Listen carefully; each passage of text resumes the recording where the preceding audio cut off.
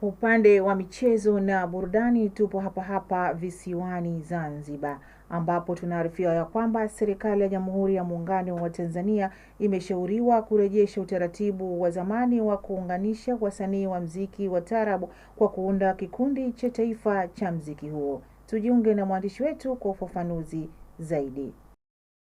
Sababu Mwenyezi Mungu anasema, unaposema ukweli kwa kutengeneza, ndani yake thawabu. Ushauri huo umetolewa na msanii mkongwe na mwalimu wa fani hiyo ndugu Muhammad Ilyasa wakati wa mafunzo ya kuongezea uwezo wa wasanii wa kikundi cha taarab cha Nadi Ikhwan Safa. Amesema utaratibu wa zamani wa kuwaunganisha wasanii wa muziki wa taarab kutoka pande zote mbili za muungano kulisaidia kubadilishana uzoefu na kuongeza kujenga udugu na upendo kati yao. Marehemu Julius Kambarage Nyerere na marehemu Mzee Abeid Amani Karume na huyu bwana mkubwa huyu hapo almarhum na Thabit Kombo walitukuza sana huo. Na katika kutukuza haujawa muungano wa serikali ya Tanzania na Tanganyika na Zanzibar, ulikuwa muungano mpaka kikosi cha taifa cha taarab kikaitwa cha taifa, ambao wasanii kutoka bara na Zanzibar wakijumuika wakafanya kikosi cha taifa, ambapo mpaka leo utakuta wengine wamekufa, lakini kumeendelezwa baadaye. Sisemi kama kimekufa, kimebaki Zanzibar tu, amba katika kule vile vilikuwa mtu unapata elimu, kwa sababu wale jamaa kutoka mainland kama Egyptian Al-Watan na vikundi vingine wa taarab wakija hapa wakijumuika na culture na Malindi, yani hakuna ndio Safa, ule umoja wao wakipiga music huamini. Na alafu palikuwa na waimbaji, wewe mwenyewe unashangaa mtu anaimba mpaka haya manyoya ya mkono yanasema kwa kumsikiliza hivi anavyoimba.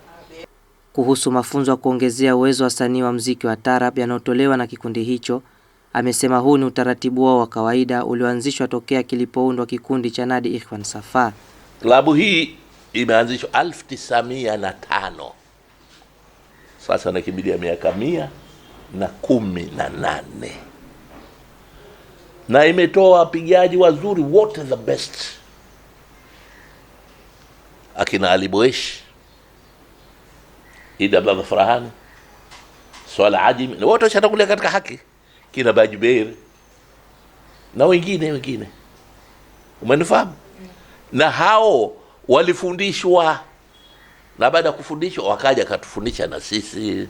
Sie tumefungua chuo hichi kwa sababu ya kuwanoa hawa wasanii wetu, sio kama hawajui, la, wanajua, lakini kuwapa ujuzi zaidi.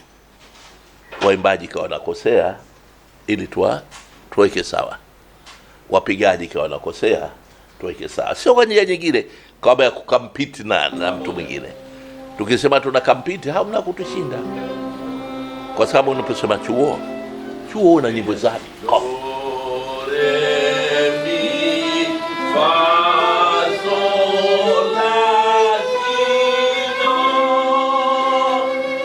Pia ndugu Muhammad Ilyasa amewakaribisha watu wote wanaotaka kujiunga na tasnia ya masomo ya muziki wa taarab ili kupata elimu itakayowasaidia kuingia kwenye soko la ajira kupitia sanaa.